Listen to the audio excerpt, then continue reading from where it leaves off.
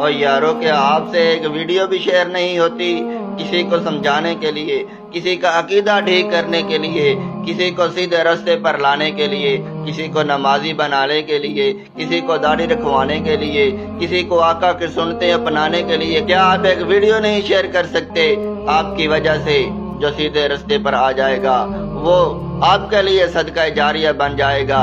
حضرات آپ یہ تصویر دیکھیں، کیا یہ کھلا تضاد نہیں ہے کہ دودھ میں پانی ڈالنے والا تو گناہگار ہو سکتا ہے، اور دین کے اندر ملاوٹ کرنے والا، خود ساختہ چیزوں کو ایجاد کر کے دین کا لیبل لگانے والا، کیا وہ پاک ہو سکتا ہے؟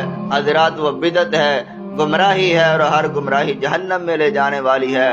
میں پھر وہی کہوں گا کہ آپ قرآن و حدیث کی طرف آ جائیں، اللہ اور اس کے رسول کی طرف، اصحاب کی طرف آ جائیں، ایسے خود ساختہ دین بنانے والوں اور نافذ کرنے والوں سے باز آ جائیں۔